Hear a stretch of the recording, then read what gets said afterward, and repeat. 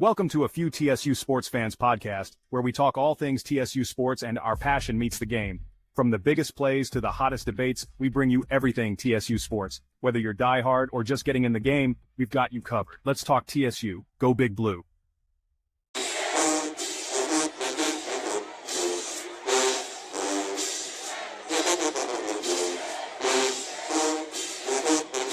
Welcome to another episode of A Few TSU Sports Fans. I'm here today with TSU Madness. What's up, Big Blue? Demetrius. What's up, Big Blue? And a very special guest, head coach of our TSU women's programs, going through her second year. She doesn't really need that much of an introduction. WNBA star, coach at the Spurs under the great coach Pop. Went and got our team last year to the OVC tournament, coming in really late. So, glad she's here at our program.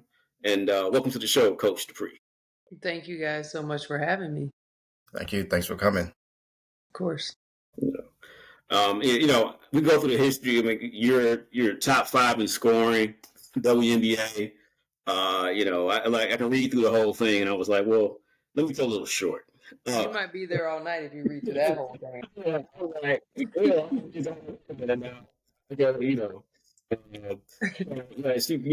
Very glad because if you just Google her name, somebody's like, hey, you Google me. Coach Dupree, and you go through the library things.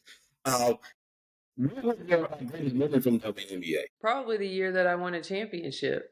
Mm-hmm. I mean, I finished my rookie contract out in Chicago. They wanted to opt in for a 5th year, and I was like, nah, I'm ready to win right now. So I got signed and got traded to Phoenix, and 4 years there before winning a championship.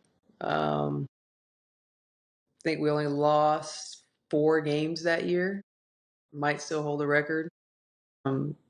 For least amount of losses in the season and then winning a championship. So it was a pretty cool experience. Went to Phoenix, wanted to win, and was able to get it done. Okay. That's awesome. TSU Madness, you got some questions to ask. Well, Coach Dupree, again, thanks for coming on with us. I want to ask you a little bit about, we were kind of small size last year, the girls program. I know you did some great recruiting, and I just want to know what you looked for in recruiting this year. What was your target areas? We knew we needed a big, not a big, a couple of bigs. We needed size to be able to compete in our conference. Knew we needed some shooters, so that's essentially what we went after. Also knew we needed a legitimate point guard. A lot of combo guards.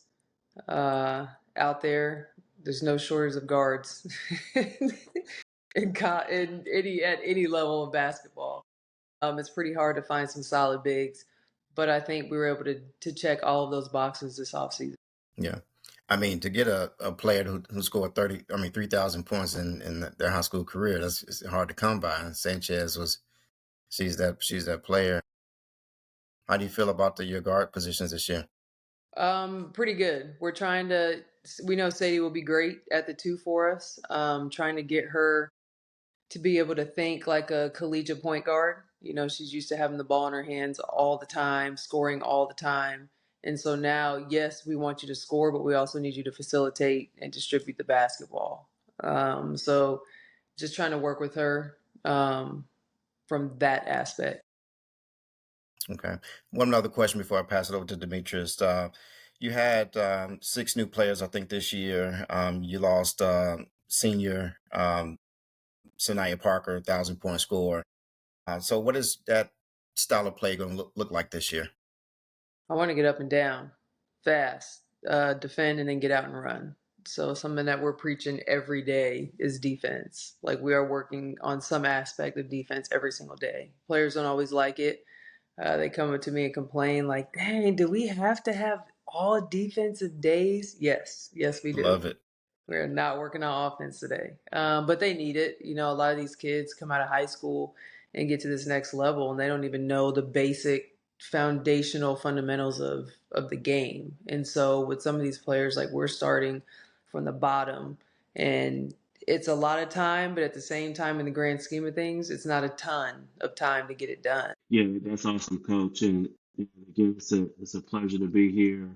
Um, when we talk about your roster from last year to this year, and 28 mentioned what you had to work with last year. I've been very vocal and complimentary of you and the staff and what you guys were able to really achieve, considering that, and I may be wrong, correct me, but I don't think you guys had a player above 6 feet last year. No. Maybe one, but yeah. So you've confirmed no player above 6 feet. At times it was, a challenge for you guys to hit some shots from the perimeter, but you guys were able to get in there, and that AC, you kept clawing, game by game, season, throughout the whole season. And to me, I think you ran up against a Southern Indiana team that, exposed some of those things. They were Mhm. bigger, and I mean, they were hitting like crazy. I was watching from like, what? I mean, like, we're playing 33 or 34 seconds of good D, and they just bomb it away. So what has been the message this summer as you guys look to turn the corner into season two with some of your new additions? I think my biggest thing that we try to preach to the team is like, y'all have to believe that we can win these games. And I would tell the group last year the same thing. Like, we might not be the most talented, we might not be the biggest on the court, we might not be the most efficient from the 3-point line, but like, you look around the conference and anybody can get beat on any given night. Mm-hmm. You mentioned Southern Indiana, like we beat them, and then we get to the tournament, and it looked like we had never ever played them before. Yep. Like, never. Yep. And so with this team this year, I do think, I mean, not to knock last year's team, like we are a lot more talented this year. We will have size this year. We will have people that can shoot it. But if we're the only ones that believe that we can win these games, then it means absolutely nothing. And so, yes, we are working on all things basketball, like all the fundamental stuff, defensive schemes, like all of that. But at the end of the day, for me, it's that mental component. Do you actually believe in what we're doing? Is there buy-in? Because I think we have a pretty damn good team. Yeah. Yeah, I think we have a group chat, and we we said the same thing. I said, well, man, is it the tournament lights? And once we got past that first quarter, I thought the game was fairly even. Mm-hmm. And said, man, if we could get those 10 minutes back. But that's part of the growth of the team, of the program.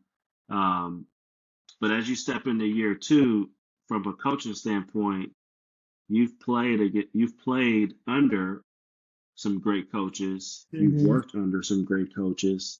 As you've transitioned into this phase of your career, what is there a piece of advice that someone gave you, or is it something that you saw from working under or playing under one of your legendary coaches that you say, you know what, when I get my shot, I'm taking that with me? The biggest thing for me, I think, is autonomy, and also being a player's coach. Because I can, as a player, I'm like, God, there were certain coaches, I'm like, yeah, if I ever decide to coach one day, I will never be like this coach. Like, you learn Mm-hmm. stuff like, yes, I would love to implement that, but you also learn a lot of what not to do and what Mm, you don't want to do when you do become a coach. But for me, it's being a player's coach, like being relatable to the players that you're coaching. Um, like, my players come in my office and hang out. If I let them, they would hang out all day, like all day long, which I think speaks volumes Mm-hmm. to who we are as a staff.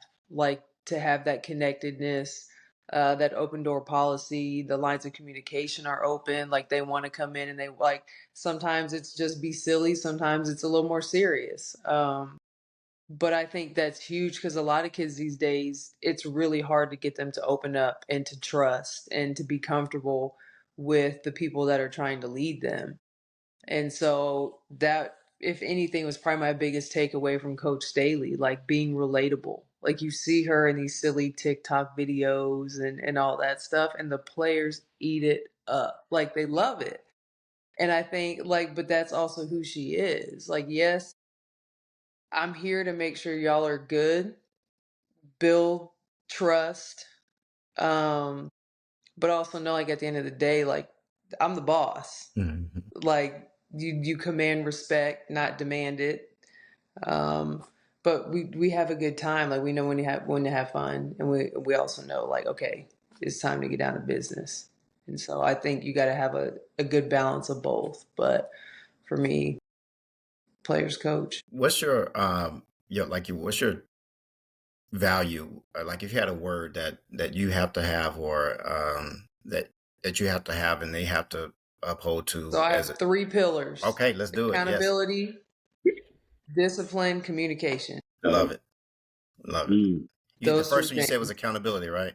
Yep. Okay, And awesome. that's like across the board, like peer to peer, coach to player, player to coach, staff members. Like it's accountability across the board. It's not just us holding the players accountable. And that's where like the autonomy piece comes in for me. Like y'all are the ones at the end of the day that are out there playing. Mm-hmm. So like any feedback, even whether it's like I'm putting a player through a workout, like what do you want to get better? I know what you need to get better at, but what is something that you want to get better at today, or long term or short term goals?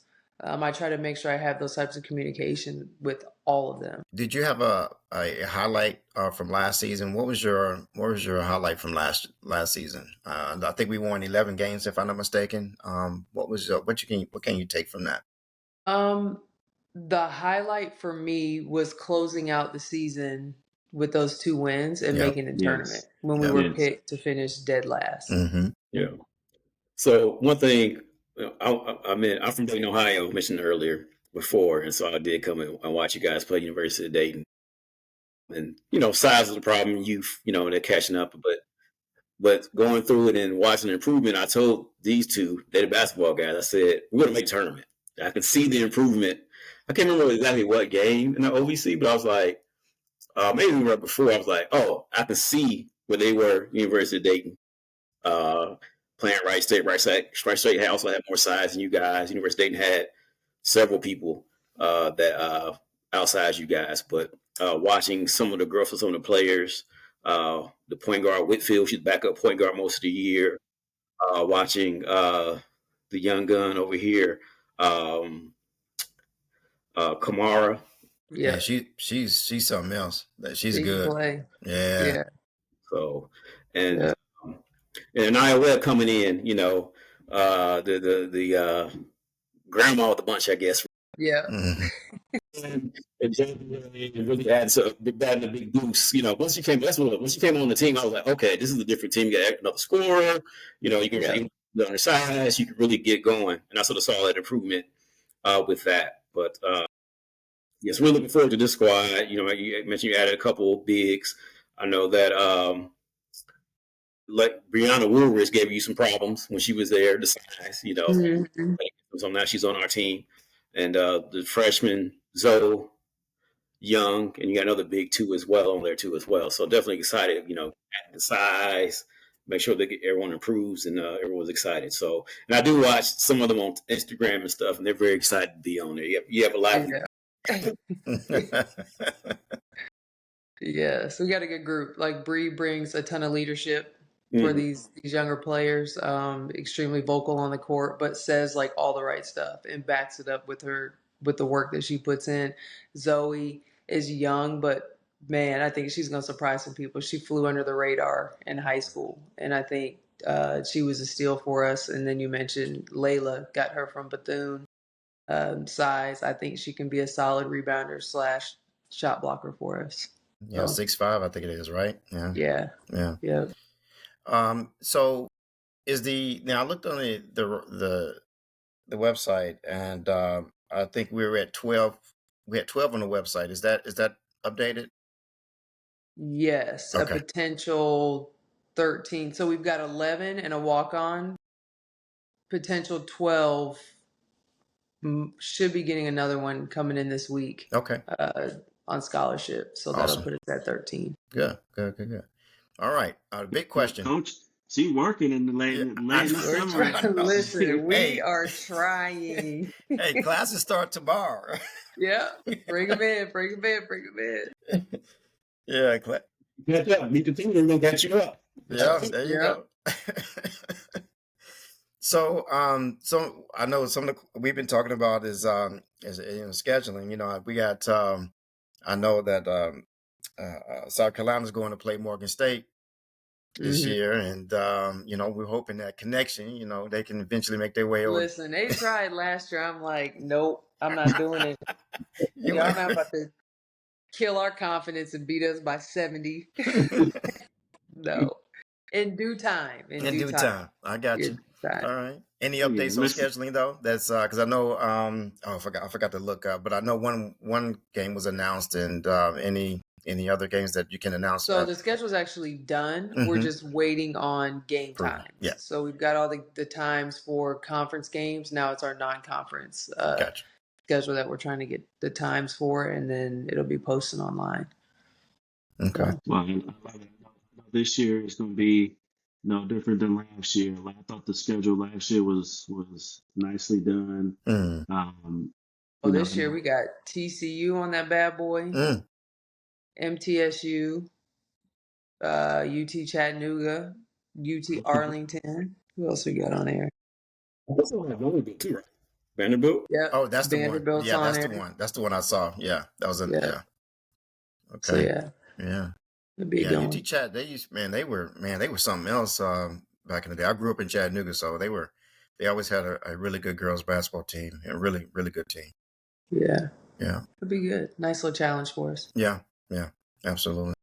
So I know, thank you to Coach Penny. We always say that he did a great job. But now we got a new man's coach. If you got a chance to sit down and chat with him, Coach Nolan Smith.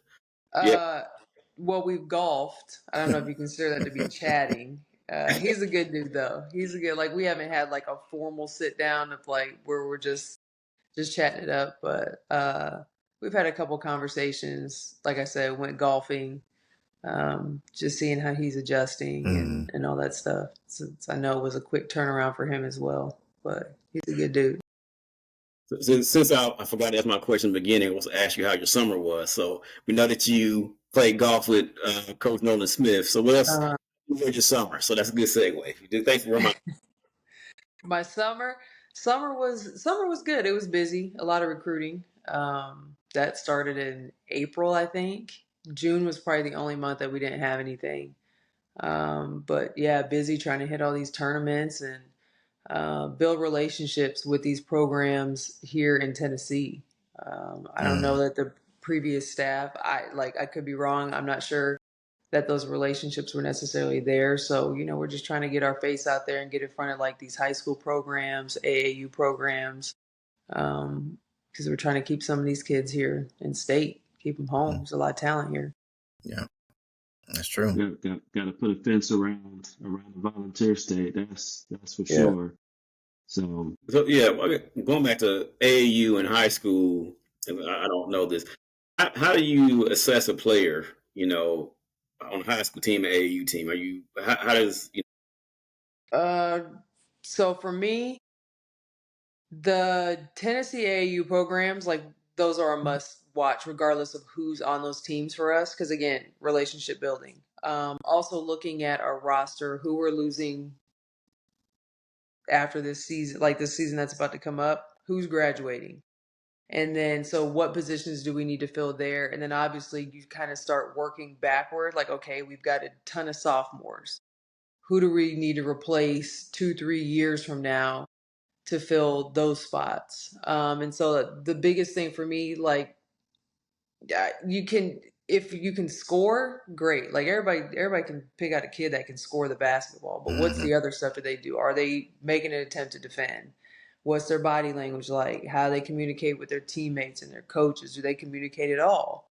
A lot of kids at that level, like, they don't like to say anything. And that's something that I battled Zay Whitfield all season last year to open her mouth in practice, like literally all season, every single day. So yeah, that's it's more for me about like the body language and how they interact. Because the talent part is easy to evaluate. It's all the other stuff. Do they have a high motor? Are they crashing the boards? All that kind of stuff. Can they All think great the game? all great qualities in some future time. So um, that's wonderful to hear, Coach. I do have a question. Uh, my, my co-host, they've asked all the great ones, but I kind of want to go back to your WNBA days when you were Mm-hmm. with the Mercury, because I used to live in Indiana. I live in Charlotte now, but I used to live in Indiana, and those battles between the Mercury and the Fever, you Yeah. and Catch and Diana. What was who? You got a favorite player? You got some, Favorite player you know, outside of myself? I mean, a favorite teammate, a favorite teammate. Ah, Because I remember in that finals game, I think it was, yeah, I took Indiana to a game. Was it? Maybe it been the year before you were there, but that's took Indiana to get to 5 games. They may have won it. I think you guys beat the Sky yeah, to we beat win the your year the championship. year we won it. Yeah, we beat the Sky. Any favorite teammate to come out, or any memories from those days from when you win the championship? Favorite teammates? I don't You know. put I her in a played with tough a spot lot. on that Who, one. I mean, whoever I've passed the played with a ball, right? lot of good ones. I played with a lot of shitty ones too. I don't know if I had a favorite teammate. I played with so many people. Like Hmm. I'd really have to go back and like look at rosters. But then again, they must not be my favorite if I can't even remember Right. it. One person that actually sticks out is Breon January. And I didn't Mm, play with her in Phoenix. I played with her in Indiana. And I also played Then with her overseas. mm, Like mm. super gritty, um, plays extremely hard, high motor. Yeah, like I just love playing with guards that like chip on her shoulder, hmm people like that. Yeah, I Yeah. think she's back coaching. I knew She she would is in make her Indy. I make her just saw circle. her Yeah. last month. Yeah. So on the WNBA, you see that it's finally growing back again, getting adding some of the old teams back and new cities. Hopefully Nashville can get one day. We'll see if that happens. But also they got the oh, it slipped my mind. The I know you went to it over summer. The 3-on-3. The big three, Just on the big three? Oh, you talking about Unrivaled? unrivaled. That's it. The other league, Unrivaled? Obviously, growth is great. Mm, Uh, but for me, it's about sustaining it. Mm, I mean, you don't want it to just be a short term thing. Like everybody's trying to invest now because everybody's interested, and then 10 years from now, it's like, well, hell, what happened to WNBA? Am I a fan of them putting teams back in cities that already had them? No. Am I a fan of NBA owners owning W teams again? No. Um, I think it's good to have ownership groups that are diverse. I Yes. mean, I have my thoughts on why they've picked those cities again and all of that. Yeah, I'm with you, Coach. They had their shot, they had their and chance, right? you know, there's Yeah, plenty other. I mean, I do think the W is they're catering to a certain type of buyer. They've jacked up the price so high just to even own a team. Like it's Mm, absolutely insane. Like absolutely insane. Um, so yeah, we'll see what direction it goes in. mm. All right, Coach. Thanks for your time today. Of course. Forward to the season. I know the I'll try to. I'll be a online internet guy. I watch all the games online. I don't get to Nashville too often. Okay. But TG I'll be Madness there. and Patriots, they're always there. I send them. Well, thank y'all. We appreciate it. No, it's truly an honor, and I greatly appreciate your time. We're Of going to course. stay on. We're going to add some more to the show, so we're going to stay on. And but I appreciate you again just coming on. And again, sorry to text you on your birthday yesterday. No, you're good. Thank you all I for can't having tell me. you. Thank you so much. All right. Thank you. I'll talk to y'all Coach. soon, okay? Best of luck. Yep. Thank you. Bye-bye. Wow. That's awesome, man. Coach Dupree. Yes, sir. You know, we talked about before. We see the growth in the program. Mm-hmm. What was Demetrius saying? I'm gonna let Demetrius say what he said last time. You got the sewing machine now, right? Right. You know, Man, listen, again, we got to shout out Dr. Allen, man, because, our women's programs, they've got fantastic leaders, man. That volleyball program, even though they've had, some rough couple of years after their championship season. But Coach Sutton with volleyball, Coach McGrath with softball, and now you added Coach Dupree, we got to put this cup out. How could you not want to play for her? You know what I mean? If I'm a young player coming out of high school, or hell, nowadays, if you're a player that's looking for something new, Mm-hmm. change, how could you not want to play for her? My goodness, that was awesome. Yeah, that was good. That was good. Yeah. That was really nice of her to come on with us and just partake in, the chat with us. But her roster, I'm excited for the season. I love what she's done with the roster. She addressed, I think, needs, and guard play, and of course bigs. I think that they're going to do well this year. Definitely. Hey, 28. Can we talk about Madness? How he just, did the subtle pull of the schedule. I see you working your magic there, man. You open this, you have this keep this, you try to get it. So great conference schedule in UT chat. The price should be low for us, right? Because last time we played them, now maybe we should go to them. I think they did come back once to us. Yeah. So let's say we set the. I can't remember. Yeah, so I remember. Yeah, one time the old coach, Mm-hmm. it was a big skirmish and stuff like that. Then they did come back and play, and play us. And I think so. Let's see where we are, but it's good that we got some games, and Vanderbilt again, get them on the schedule. So we got Vanderbilt. She mentioned. I'm sorry, Rodney. I didn't mean to interrupt you, but Vanderbilt, MTSU, Chattanooga, TCU. I mean, those are some competitive games. Yeah, definitely. Yeah. Definitely. Oh, yeah. So MTSU always competes for their conference, Conference USA. They still got a good program there. Vanderbilt, they're Vanderbilt, so play SEC team. So close games to go to. Fans will go watch it, and Mm-hmm.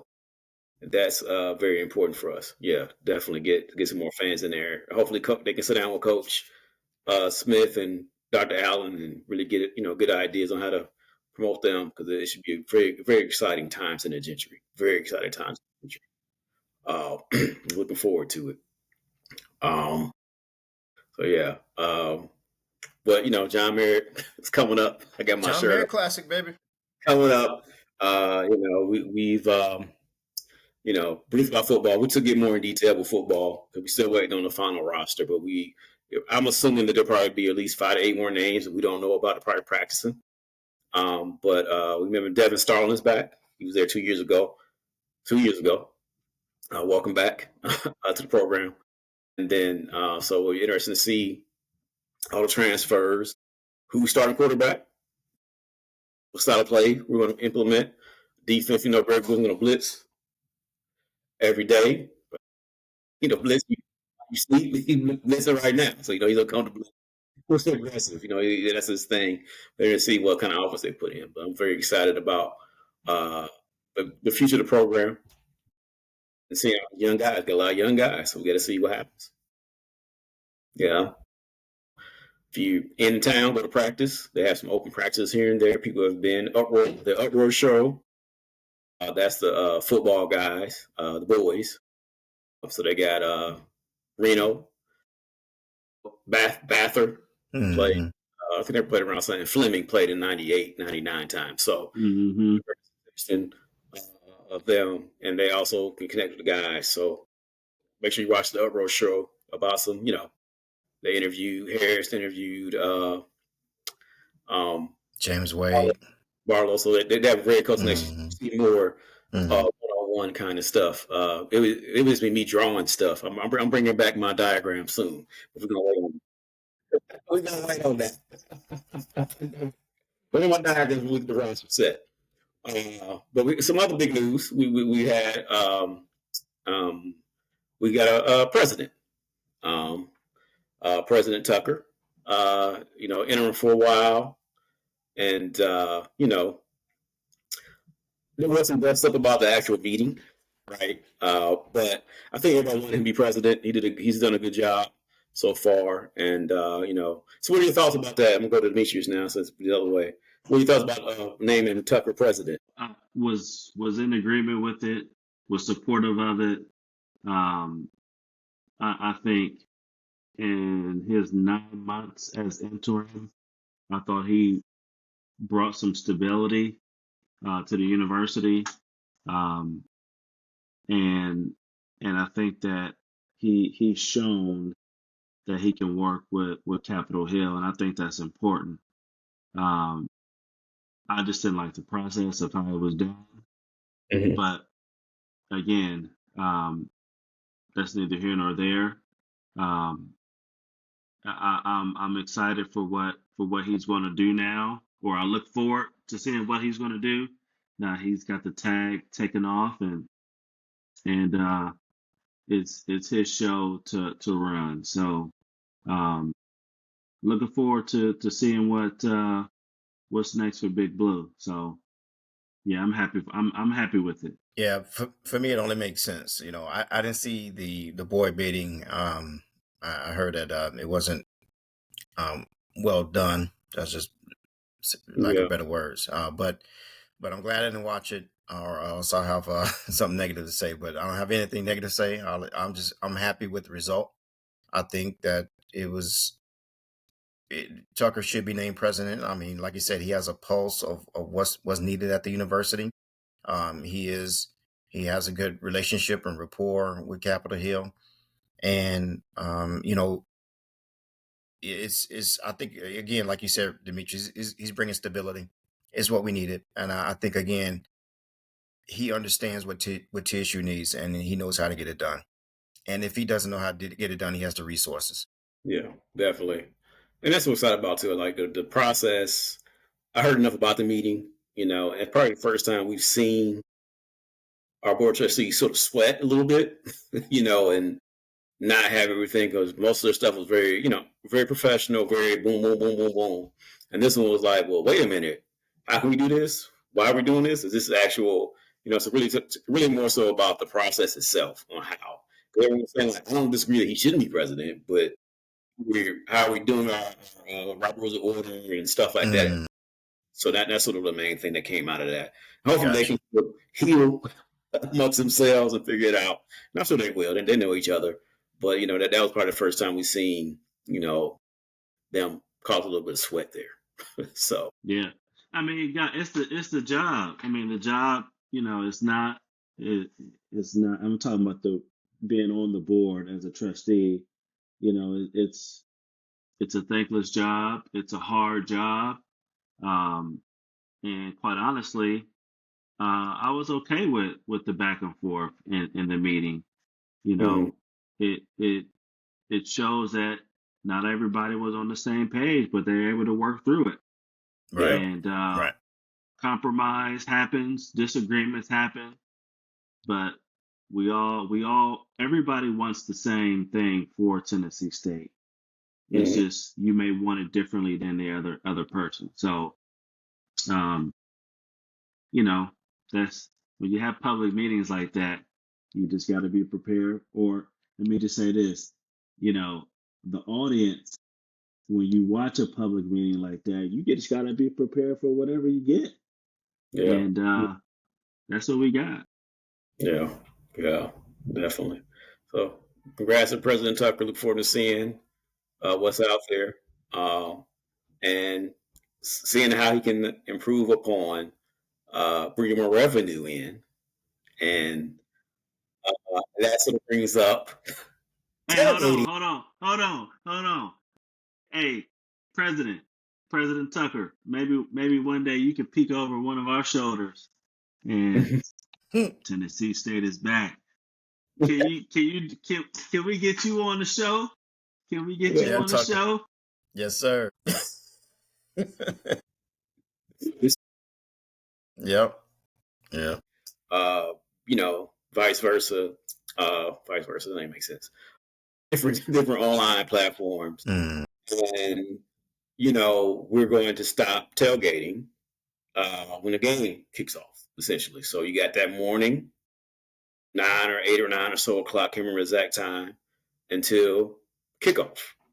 And a lot of people are in their feelings about it. Some people are in their feelings about it. I mean, so much that there's a group that's going to host a tailgate at another stadium down the street, And it's like, why are you doing this? Let me go pass it around first before I go too much. I could teach you, man. What are your thoughts when you heard about the tailgating? New rules coming in. What were your thoughts? Don't mind it at all. I have no problem with it because 5 minutes before the game starts, I'm in my seat.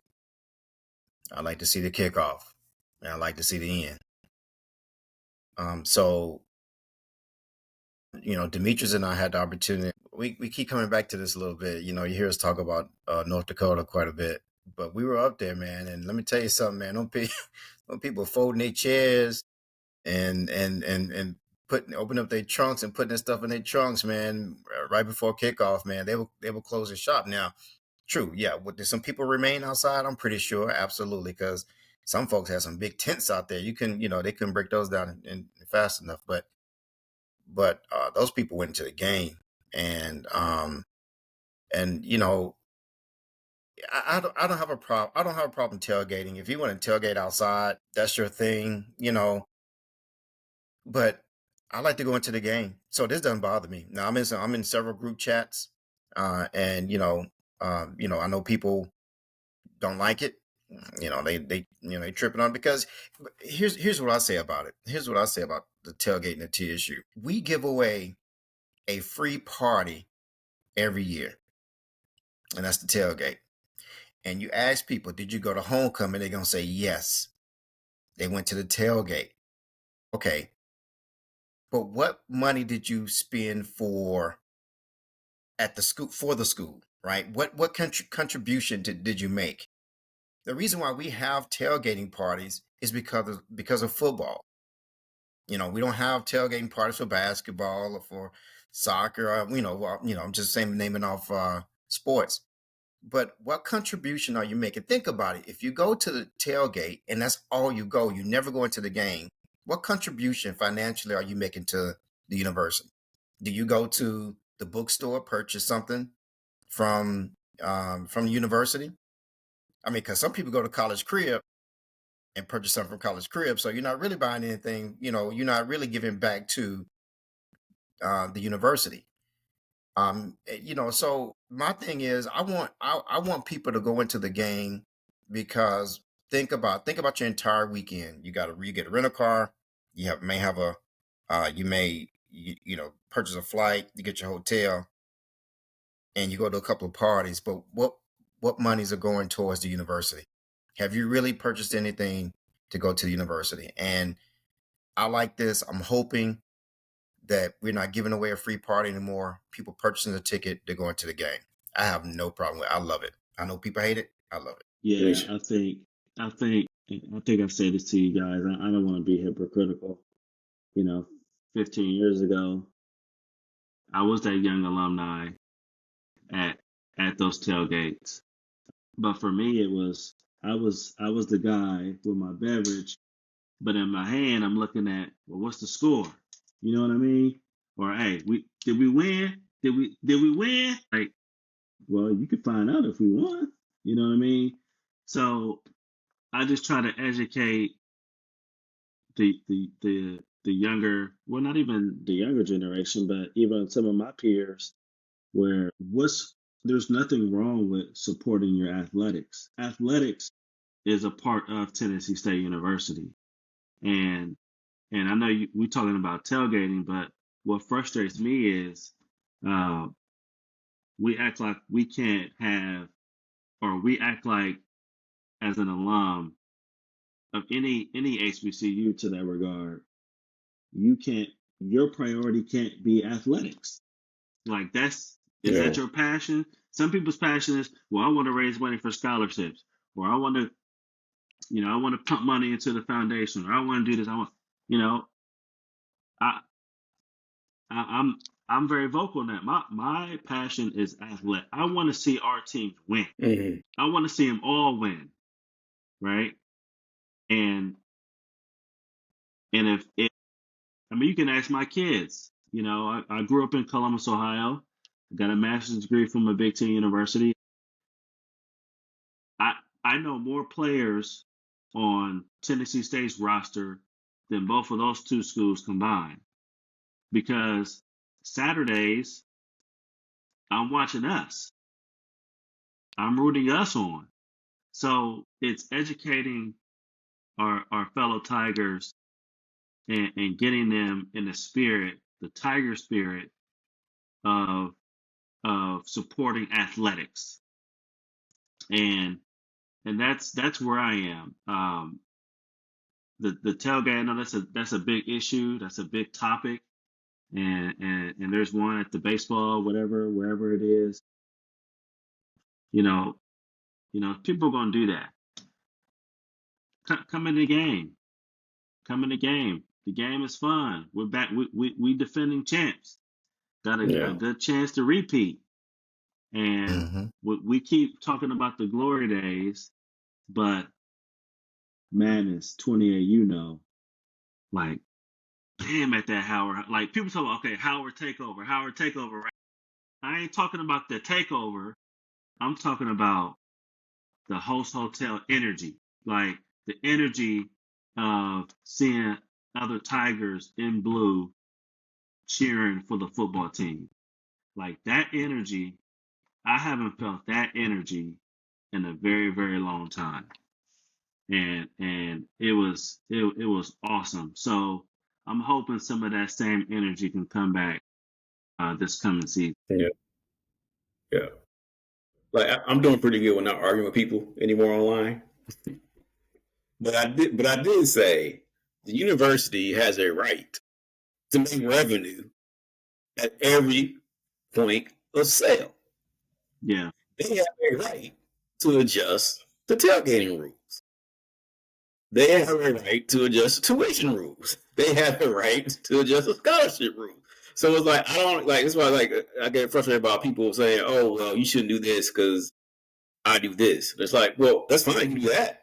You may not care about, athletics, but they have the right to adjust the point of sale. Every point of sale, they need to manage to have control of it. Mm-hmm. And I think it's also good for them because then they don't have to wait until 8, 9 o'clock to clean up. Now they can clean up when the game ends. Guys can clean up, get out of there. They can go on their merry way, go to other places. You can't control other parties. It's nice for people know about Tennessee State homecoming. It's the best homecoming in the world. It's us. So all these parties, our opportunities. Another thing that he's doing too as well is that he's having he has a Tiger homecoming. It has official events, and that's listed with there. And like, no, if you're not on our website, money not going back to Tennessee State. You won't be listed. So he's doing that too as well, saying, hey, this is our baby. Just like A&T has done over the years. They've done a better job. Tuskegee, now this year, you come on with a pass to get on campus. So every other institution is trying to control it. North Carolina Central had issues. Really wasn't, whatever. I mean, they get blamed for it because it's happening late. But, they have different events and they're sort of adjusting their schedule to make sure it's safer for their students and their alumni and their friends. So it's like every institution is going through this process, right? And TSU is no different. It doesn't even matter because of conference, which we'll hop into a little bit later. But, so it's like, I don't know why people, I think it's frustrated saying, oh, they can't do this. Now, one thing I would say is some of the groups people that were tailgating a lot. They say, hey, okay, well, maybe I can go buy some tickets. Maybe I'll get 10 people together, do a discount, and then, it'd be a little cheaper for everybody. So it really was like they're doing it for party purposes, not because, they weren't told anything else, right? So some people are like, okay, I'll go inside. I'll buy a suite and hang out and party inside. So, I think that's all important. And also, too, later on, when we get to the new stadium, there may be some different rules, too, as well. So we might go and start some different rules now.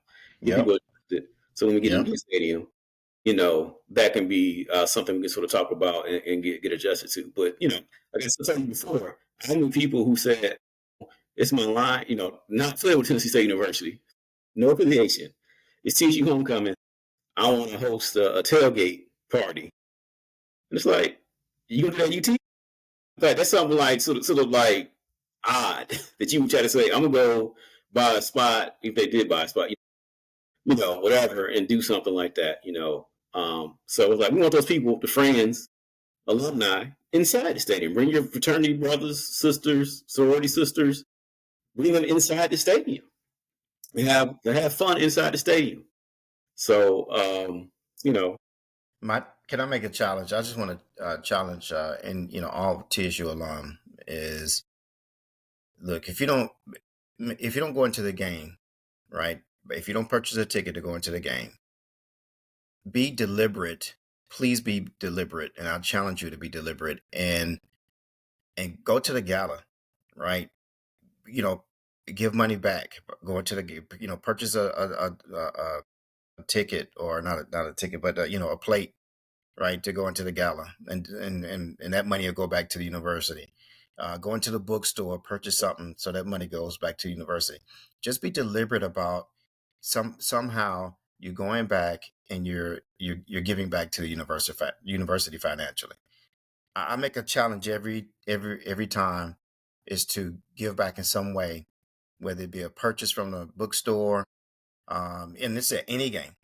In any game, I go up there and purchase something, and not just a ticket, right? I mean, I'm of course I'm going to the games. I'm purchasing tickets, so I'm already giving back, but I always try to do something else. So again, I just challenge everybody, when you do go, just try to give some way. It's that old saying, when you're involved, you have a little bit more sweat equity in it, right?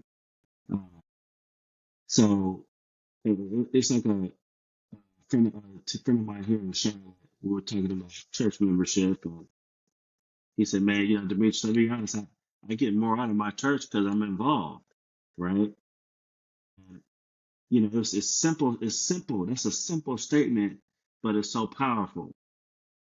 He put in a lot, so he gets out a lot. So I'll revert that back to your statement, Madness, right? With put in, and I guarantee you're gonna get out a lot. Homecoming, whatever your passion is, go sit in the classroom. Go sit in the engineering classroom. Go listen to what is that? The TE debate. I forgot what it's called. Go sit and for your eyes and see when you were there versus what it is now. And can you honestly say, man, the school has gotten better over these last 20 years? Or maybe it hasn't. But what can you do about it? Right? You got me involved in season tickets. Yeah. It was you. Yeah. You don't live in Nashville. I don't live in Nashville. I said, I'm not buying a season ticket. But that's just a waste. And you were like, nah, man, that's my contribution. Yeah. And I'm 5 years strong, season ticket holder. Yeah. And what happened? Congrats. I put in. So what happens? Now I'm like, well, let me go to another game. Or they send me my letter in the mail addressing me as season ticket holder. Oh, okay. I ain't special, but I feel a little special. Get a little gift in the mail. Right. But they know. They know. So To your, I got a challenge. BOAA, Alpha Theta Non-Grader, all Alpha cut. Like, hey, each of us, let's get a suite, 3,500. That's the cost. You get 20 tickets. Yep. 20 tickets for 3,500. I'm gonna be honest. That's a steal. That's a steal. I agree. Let's do it. And you get food. Right. And you get food. And some extra, and some adult drinks, I think. Brother, some libations. I almost did it. Oh, and that debate you're talking about is the great debate. You almost did what? You That's almost bought the suite? I almost did, yo. I really did. I almost did. But I was like, I can't do it this year. Mm-hmm. Okay. But again, the more you put in, the more you get out. And that's true. I have no issue with the tailgate change. Oh, quick shout out. I didn't mention it before, but the TSU AOB. I'm gonna put that in there. James Sexton, the interim director. We have Derek Green, percussion leader, assistant band director. Jerry Davis, announcer again this year. Dr. Jerry Davis, Dr. Derek Green, proper titles. Dwight Pope, he's cheerleading coach, and also he's doing Sophisticated Ladies. And assistant is Sharika Starks. She does cheerleading too as well. Helping Sophisticated Ladies too as well. Larry Jenkins, he's doing the music arrangement. He won't be on there too many times, but he's virtual, but he's still helping out, supporting. And history in the making, we have our first female assistant band director. You can follow her on Pro Flute Bay, I think is her name. And her name is Ashley Crawford. She's an excellent flutist. She's good. In the band. She's good. Yeah, she is good. Mm-hmm. So she's helping out. She's not helping out. She works. She works with a band. So there's history in the making. So we're looking forward to them too as well, and those adjustments. And excited for the future. I know it's been tough times at Tennessee State University, and that affected the band particularly. So glad that they got some leadership, and got a way to move forward, I guess, really, and support the student. So, yeah. August 23rd, they just announced that we're having their fan day. So we'll see how big the band is and all those kind of things. So, what day is that? August 23rd, that's 6 days from now, because that's Saturday, Friday. Mm-hmm. Yeah, so August 23rd. They'll be having that. Yeah. So shout out to them. Kudos to them. All right. Hey, the band is, they've been real quiet. And I think they're coming with some funk this year. And people they hear people talking that they quiet. They hear it. They gonna come with something this year. And let me just say this, y'all. Woo! The football team and the AOB. Let's be back friends again. And I'm gonna just leave it at that. Let's be back friends again. So what you're saying is, Demetrius, you want the band to complement the action on the field. Is that what you're saying? I want the band to get a flag, because they just won't be quiet, because they just playing all over the place. And I just want the football team to say, you know what, y'all win. Go ahead. That's what I want. Mm-hmm. I just want them to be friends again. Can we be friends? Yeah. Can we be friends? That's all I want. Fun. Transition. Beth. What's going on, Beth? He said, what's going on, Beth? Miss Beth. So we hadn't heard Tennessee Tech is leaving the conference. They're going to the SoCon. Now, I'll highlight a few things that the AD said. I listened to AD on Main Street Sports, based out of Nashville, Murfreesboro. And so one thing he said, and also highlight was something that Austin Peay State said too as well. Their AD went to Marshall. First, this isn't a Southern Conference anymore. That's the first thing they said. And same thing Austin Peay said too as well. It's like, the teams they're looking at adding, they're looking at looking up more Midwestern kind of teams. I'm sorry, who you're referring to? I'm sorry. I think in Tennessee Tech AD. They said the same exact thing.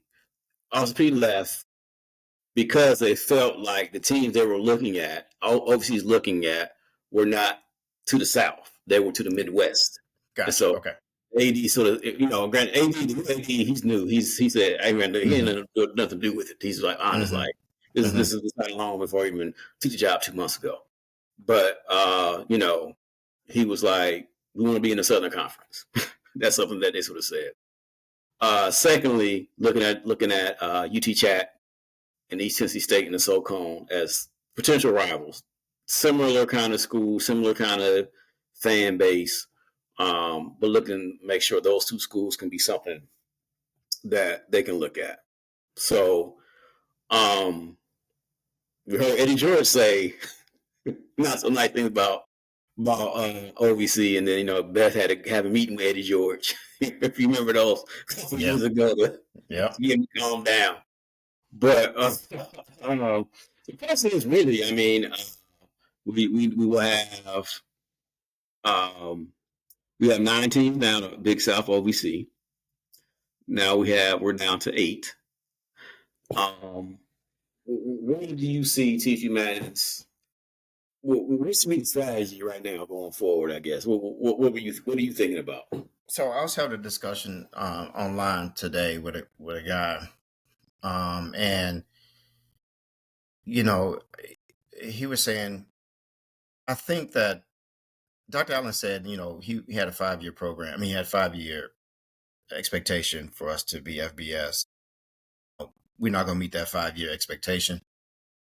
So it's going to be another 5, maybe 10 years, whatever. Who knows?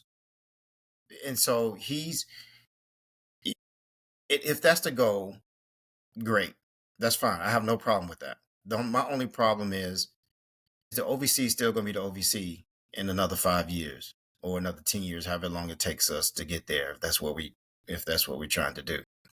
I mean, who are we going to be playing? I have no problem with Division II teams stepping up. We were once a Division II team, and we came up into Division I.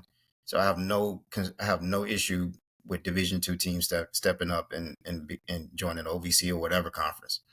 But what we're losing right now we're the oldest OVC football team. All right. We joined in 86, 87. And all the other teams that's currently in OVC, when Tennessee Tech leaves next year, everyone came after us. We're the oldest team. So we don't have, SEMO, they're good. I guess you can consider them a rival when it comes to competitiveness. UT Martin, competitiveness. But think about the teams that we were in OVC with: Western Kentucky, MTSU, Eastern Kentucky, Jacksonville State, Tennessee Tech, which is going to be leaving. Those teams are gone. And that's just football. And, you got Belmonts and Austin Peay. So those teams are gone. And I just don't want to be the last man standing in the OVC, because who knows what Charleston's going to do. I mean, there's another conference out there that's going to want more members, and that's the UAC, United Athletic Conference, and that's with Eastern Kentucky, Austin Peay, Central Arkansas, North Alabama, West Georgia, etc., and two Texas teams. They're going to look for new members, and they're going to want to expand. They're going to come after somebody. It could be Charleston Southern, could be Gardner Webb, could be UT Martin. What are we gonna wait and let that happen and we just still stuck in the OVC? The Southern Conference is not, I don't think. Look, there's only a couple of schools that in the Southern Conference that I think Chattanooga, we already have I don't think people realize there is a rival with Chattanooga. It has been for years, right? They will travel to Nashville. We have a large alumni in Chattanooga. I was at the game that in Chattanooga where we have the largest attendance at their stadium was against Tennessee State, and so Chattanooga, Mercer, ETSU, and now Tennessee Tech. Those are the only teams I would really like in the Southern Conference. The other teams, Elon. I mean, nothing bad about those schools. It's just we don't share a connection with those schools with the other schools. Yeah, NCAA now. Oh yeah, Elon, you're right. Mhm. CAA. I'm sorry, Yeah. Citadel, VMI, etc. BMI, Yeah. So, but in any case, look, I just don't want to be stuck in OVC. I don't have any problems remaining where we are as long as we're looking at getting some other quality programs. But I just don't know if we're going to be the same OVC in the next 5 years. So I would rather for us to do something, and hopefully we get invited by maybe some other stronger programs or stronger conferences. Yeah, man. It's tough. Man, I'm with you. I don't want to be caught with my hand in the cookie jar. And then it's that Fresh Prince last episode where you just looking around and the house is empty. And again, I'm all for progression and growth. When Southern Indiana moved up to OVC, y'all know how vocal I was because I thought basketball wise they were going to make a splash in the conference. And I still believe that, especially now that they can go to the tournament. Yeah. I think you're gonna see a Yeah. totally different program going forward because they can make the tournament. Lindenwood had great facilities. It's in St. Louis. Mhm. So for me, it's if we were going to move FCS, I always felt Southern Conference was going to be that just because of proximity. I always felt in my gut that us and Tennessee Tech were always going to be a marriage, if you will, meaning if one left, the other would go with. Um, and I think a lot of that tied with the our previous president Glover and the president at Tennessee Tech. I think they were very close. So I Mhm. honestly always felt in my heart that if one of us left, we both would leave. Now, that's not to say that that can't happen. We follow some guys on Twitter, and they have been indicating that there's some more moves to make. But I'm like you. I don't want to. I don't want to be caught in a position where we're left watching the paint dry. And this is coming off a season where this is probably the OVC's best football season in a long time. You have 4 teams make the tournament, Yeah. 4-team conference, and who's to say that we can't have the same amount of success this year, which I think we all can. But if it's not going to a conference that's I'm not mad. USC, I would consider that. Are we going to be right back in the same situation in 5 years where half the conference left? Right. And in this Right. landscape, you just don't know. Go ahead, Randall. Okay, one thing I mentioned to you guys before, I was like, this gives a chance to add another HBCU because we don't have problems scheduling. We can have 7 games, 5 HBCU, right? Or one FBS game for and so for us it's like we'll be the party pooper because it's like every time the Division II team up, doesn't it's not gonna be HBCU. I don't see anybody wanting to come HBCU or anybody or non-D2. We were like, you gotta vote them down. Like, no, we fine with just having 7 conference games. We want our fifth HBCU or our 4th HBCU, put it on that. So it does, bring it back to Southern Heritage. There's rumors about trying to talk with Jackson State, bring a game back in Memphis, underneath our own. We talked a long time about playing FAMU. FAMU got their own problems right now. But it's like that gives opportunity to kind of or add Alabama State to our schedule too as well. So it's like, okay, now we have 5 HBCU, 7, because we got Georgia and Tennessee coming up next couple of years, and MTSU and Vanderbilt, but adding a 4th HBCU the next couple of years and going forward. But but we'll be a party pooper because like anytime they want to add somebody, we're like, no, it's not HBCU. It's not going to help us. We don't care about Division II, Lindenwood his rivals. That's basically what they're looking at. Somebody on Twitter said, oh, it was 4 or 5 former Lindenwood conference teams. We're not interested in Wayne State. We're not interested in State. It's like, so it's like, it's really hard for us to be in a place where, in OVC, specifically in Big South, like expansion doesn't help us, at all. EKU and Austin P are not really happy. Go ahead. No. Go finish. I want to hear your thought. I want to hear it. Go ahead. I said Austin P. Before the news dropped that Tennessee Tech was going to SoCon, someone said that Austin P is East Kentucky is very upset with how their UAC is going, right?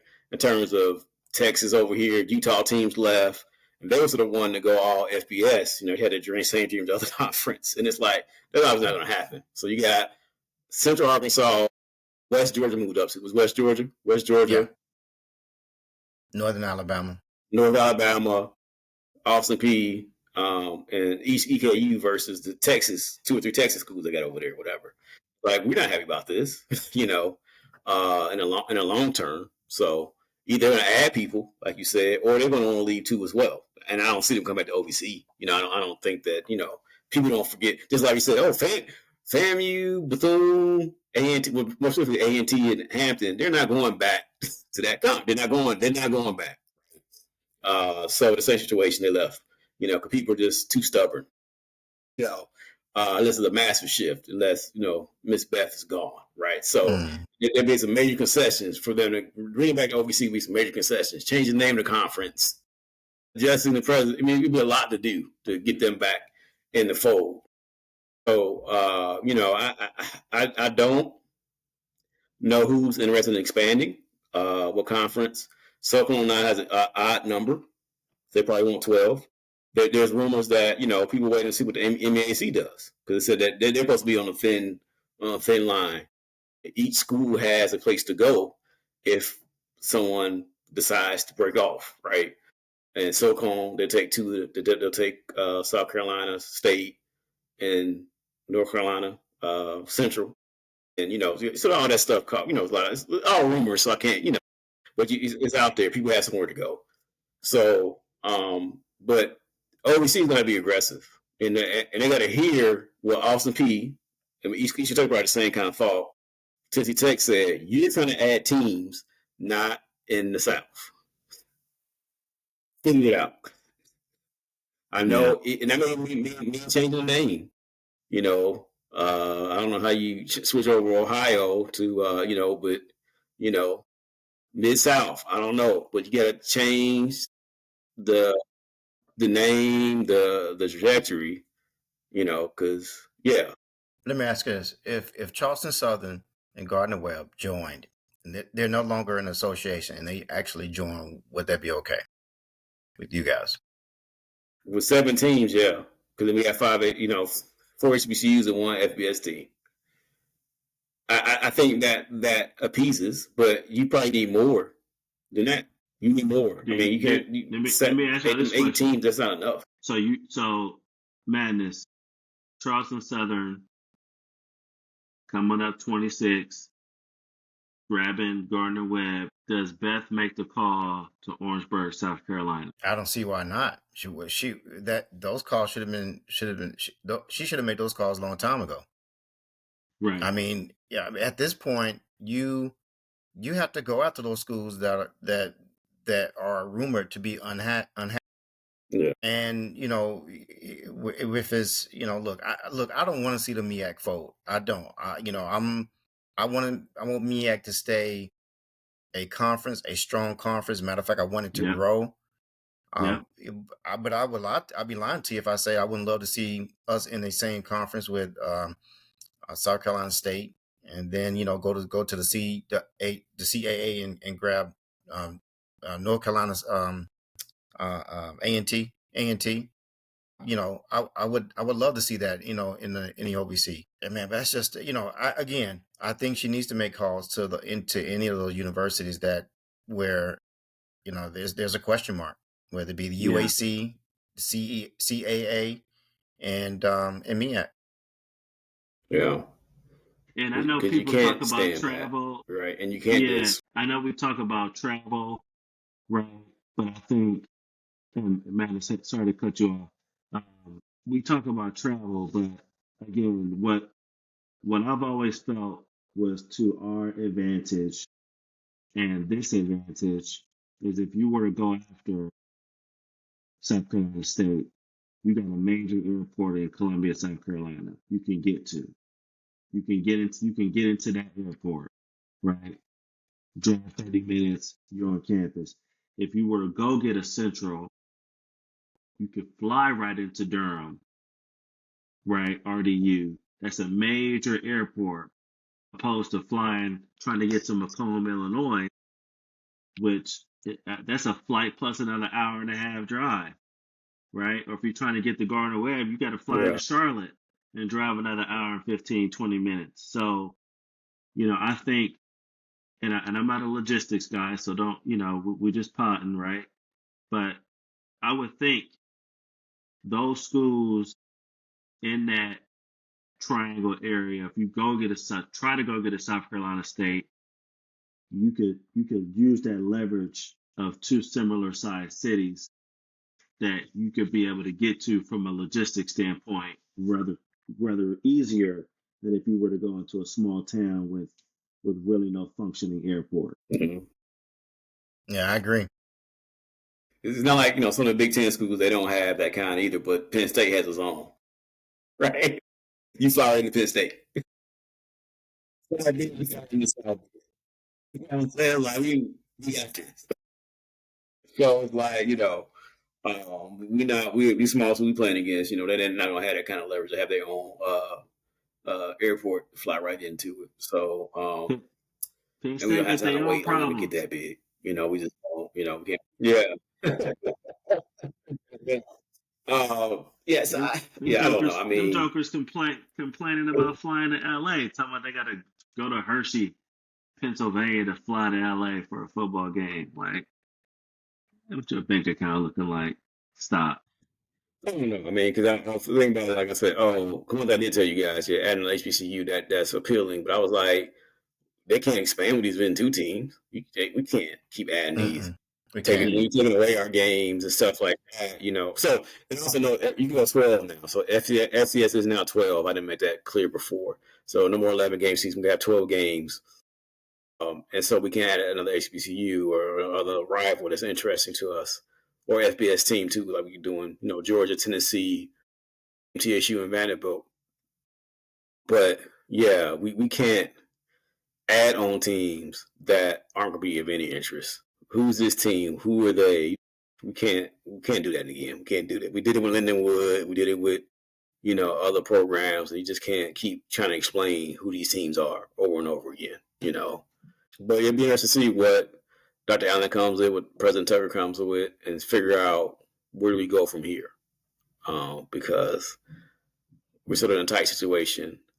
And the thing we have to be invited, right? We can't say, all right, I'm joining wherever. We got to be invited, and we've said no so many times. I mean, there was talks with us in Southern Conference many years ago. I mean, we've had an opportunity. Yeah. So we put ourselves in this position to be passed by at this time. So nobody's fault but ours. Yeah. So we'll see what happens. The OVC is not dead, though. I mean, it's it's not dead. It's just but again, like I said, I think if Charleston Southern and Gardner Webb joined, I think if they actually joined the OVC, I think we're okay. If we can just stay put, if everybody stays put, I think we're okay. Yeah. So we'll see how this works out, and look forward to hearing from Dr. Allen and Tucker. Maybe Dr. Allen get another big piece of chicken if he can figure this out. Maybe Jackson State getting back. maybe get a steak. Yeah. Because he get something out that at least make us happy for a little bit, while we're going through this process. But yeah, so you know, great show. We had a chance to talk to Coach Dupree, talk about the band, talk about the tailgate, how they, and also, future roster and stuff like that. And also, too, guys, don't try to if how they gonna make me move? Like, come on, guys, we don't need to call it kind of interaction. They say it's time to shut it down. Somebody unplug the electricity or whatever. You all are generally done eating by dinner time anyway. Let's be honest here. I see you all. I wait right before. Well, you talking about the time changes. I'm talking about in general, just tailgating. Tailgating. Okay. So that's a good point. So the other thing too was the games are earlier now. Too as well, demand adjustment too. So we got 8 games a little bit earlier.